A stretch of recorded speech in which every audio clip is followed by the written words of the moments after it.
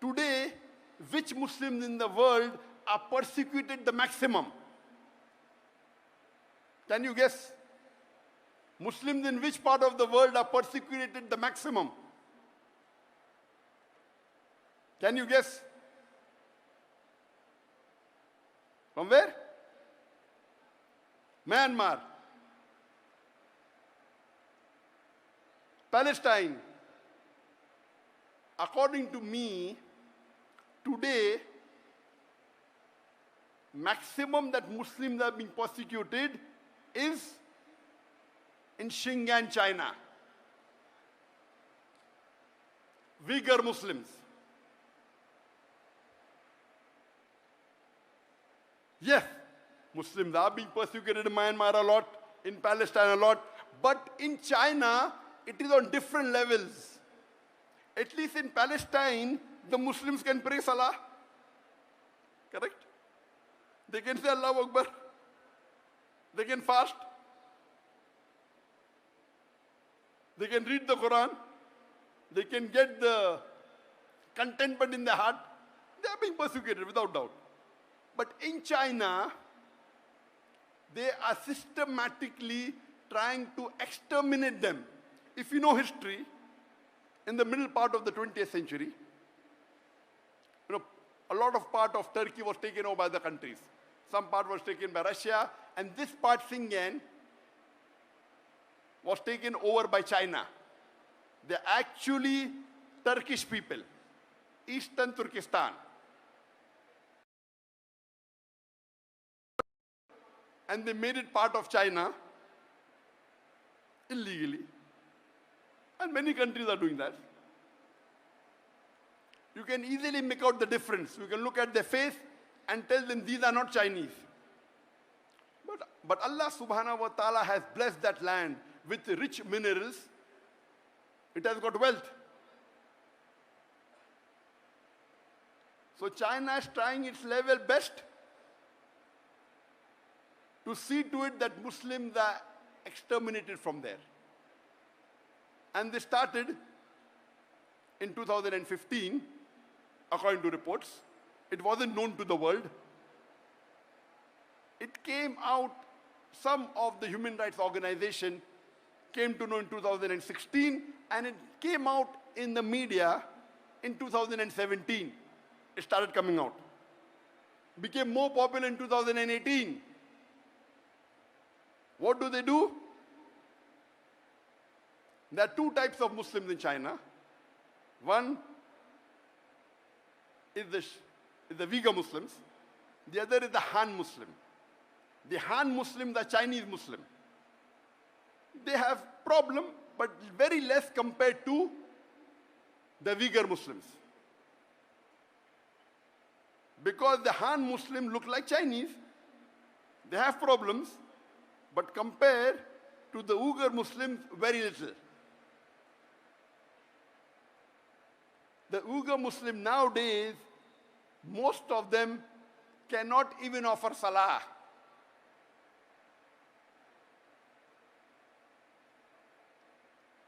They're not allowed to fast. They are forced to have food during Ramadan. Many are forced to have alcohol. They aren't allowed to learn Arabic.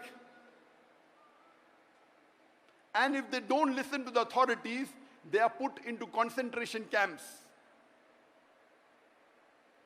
The Chinese government says this is re-education. Re-education. Many of the Uyghur Muslims in these concentration camps, they are tortured. They are harassed. They are asked to give up their religion. They are asked to follow communism. And those that are outside, they are being tracked by cameras, by face recognition. And this has been leaked by the human organization.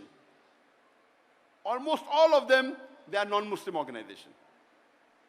So much so that 1 month before,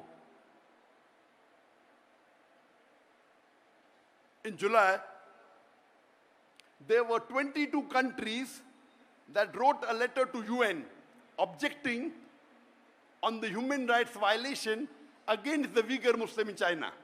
22 countries. There are about 195 countries in the UN.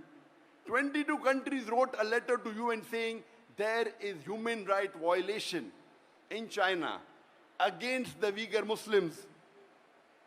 And do you know, out of these 22 countries, there was not a single Muslim country which objected.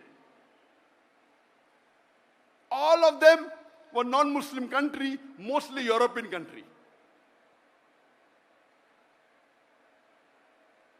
Isn't it a shame? There are about 56 countries in the world, more than 25% of the countries in the world, they have majority Muslims. It were 22 non-Muslim countries who objected to the violation of human rights in UAE. And when interviews were taken of some of the heads of states, and some did say that Muslims are weak, it will not benefit us much to object. To tell you the fact, they may be right. What they're doing, if you did not object and kept quiet, they may be using the rule of the Sharia, let a small loss take place to prevent a big loss. The Sharia gives you permission in Islam, it's usul, that let a small loss take place to prevent a big loss. If you think by objecting, you will not get any benefit, but there may be retaliation, there may be problem in your country, and if you do not take the best or the second best option of stopping with the hand or stopping with the tongue, you remain silent. This, if the situation is like that really, that if you object there may be retaliation, and if you take the decision of keeping quiet, Sharia gives you permission. That among the 56 countries, no one had the guts. But 22 non-Muslim countries had the guts. Here the story doesn't end. The story which is really disheartening is, few days later, 37 countries give a letter to UN saying what the Chinese government is doing is correct. They are not torturing the Muslims. They are not violating human rights. They are educating them. They are doing anti-terrorism. 37 countries. Out of these 37 countries, 15 countries were Muslim countries. More than 40% of the countries which supported China, saying that what you're doing is right against the Muslims, what you're torturing them is correct, it is anti-terrorism, they were Muslims.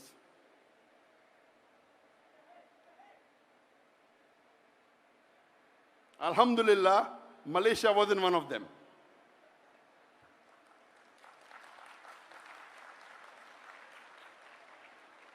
I don't want to take the names of the country which gave a letter, because I want to wake up the Muslims. By Allah's grace, I meet the heads of most of these countries. Whenever I meet head of state, my job as a da'i is to convey the message of Allah. Whether they follow or not, it's in their hand. I don't want to take the names because I don't want to embarrass them. But my request to the heads of states of this country, that our beloved Prophet said, if any Muslim is in problem, it is like if one part of the body is in problem, all the rest part, all the cells go to defend it. This is the Ummah. If any Muslim, he may be in any other part of the world, he's a Muslim, he's your brother in faith, you have to support him. How can you support the enemies of Islam just for a small benefit? This is not permitted in the Sharia. Keeping quiet, accepted. We are weak, you're keeping quiet. You may be the lowest level of moment, but yet you're a moment. But supporting a kafir who is killing your Muslim brothers, and you're supporting them, what is happening to our scholars? I am not a scholar, I am a da'i. The job of a da'i is to listen from the scholar and convey it to the masses. The scholar may be very intelligent, knows Islam. The job of a da'i is to make it simple and convey it to the mass. I am not a scholar, I am a da'i. And I told this 2 days ago. And I'm telling it again. That please don't exchange. What are you doing? For a seat in this world, for power in this world, for wealth in this world, you're exchanging your seat in Jannah. And you're purchasing your seat in hellfire. You're a very bad businessman. The Jannah is the true happiness. And I gave the details in the first talk I gave in Kelantan on the 7th of August, day before yesterday. What's happening to the Muslim Ummah? We are deteriorating. There was a time when the Muslims were on top of the world. When the Quran was revealed, the Muslims were looked down upon. It was called as Yawmul Jahiliyyah, the days of the ignorance. The Arab did the tawaf around the Kaaba naked. They were Jahil people. Allah reveals the Quran and makes them the torchbearer of the world. The Muslims became on top of the world. Europeans called from the 8th to the 12th century dark ages. Dark for them, not for us. The advancement that the Muslims made in science and technology, it is phenomenal. We were on top of the world. Today, Muslims are in large number. More than 25% of the world population are Muslims. We are about 2 billion Muslims. But we are looked down upon. We are abused.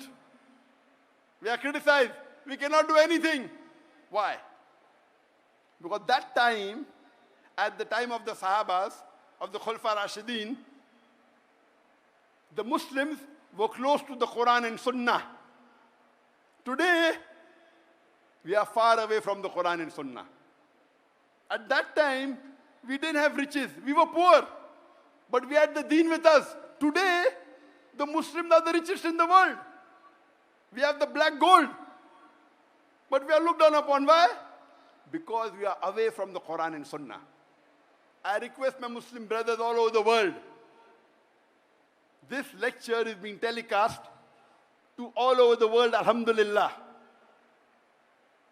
Through the YouTube, which has more than 1 million subscribers, through my Facebook, which has 17.3 million followers, and through Peace TV English, which has 100 million viewers, Peace TV Urdu, 80 million viewers, Peace TV Bangla, 50 million viewers, and Peace TV Chinese, Peace TV Mandarin, 20 million viewers. All put together more than 200 million viewers, at least 100 million may be watching, inshallah. Here, mashallah, I'm told that there are about 100,000 people that have gathered here in the stadium. People on the ground, on the stand, about 100,000. But the message, alhamdulillah, is reaching to more than 100 million. 1,000 times more. My request to the brothers and sisters all over the world is please come close to the Quran and Sunnah. Do not exchange the worldly power, the worldly seat, the worldly wealth for your seat in Jannah. Please don't.